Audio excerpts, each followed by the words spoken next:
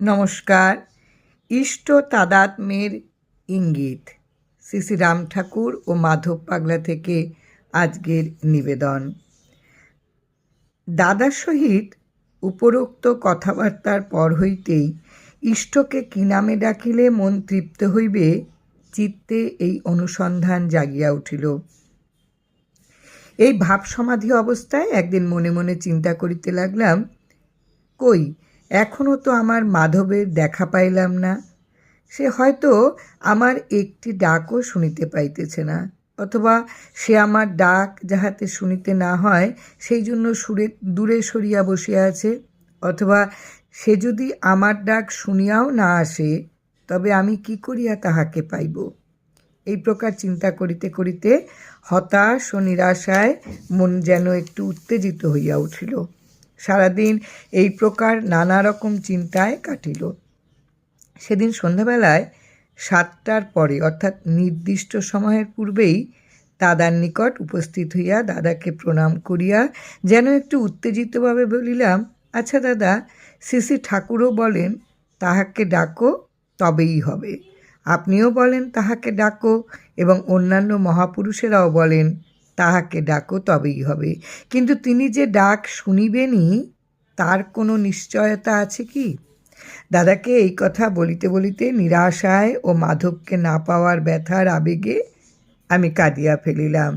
আজ যেন দাদা পূর্ব হইতেই আমার উত্তেজিত ভাব লক্ষ্য করিয়াই বিশেষ শান্ত ধীর অথচ দৃঢ়তার সহিত বলিলেন, গোপাল ভাই, তোমার প্রত্যেকটা ডাক তোমার মাধবকে চঞ্চল করিতেছে, এবং তোমারই চোখের জলে তোমার মাধব নিয়ত অভিষিক্ত হচ্ছে।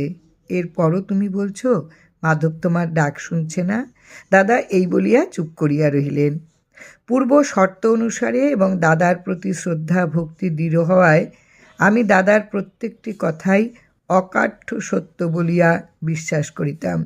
দাদার মুখে এই কথা শোনা মাত্র স্তম্ভিত হয়ে চুপ করে নির্দিষ্ট আসনে বসিয়া ভাবিতে লাগিলাম, দাদার কথা অনুসারে তবে কি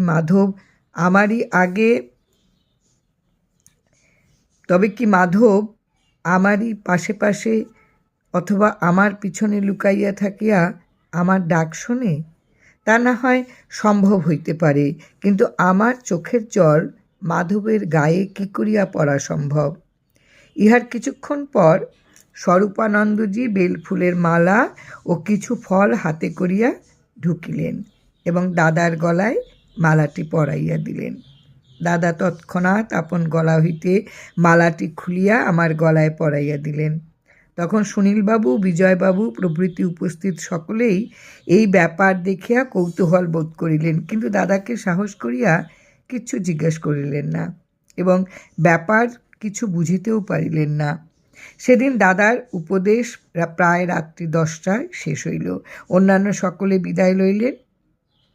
দাদা তার নিজের আসন হইতে উঠিয়া আসিয়া আমার সামনে দাঁড়াইয়া বলিলেন, আচ্ছা গোপাল ভাই, তুমি আমার শরীরটাকে বেশ করিয়া চাপিয়া ধরো, দেখি তোমার গায়ে কত জোর।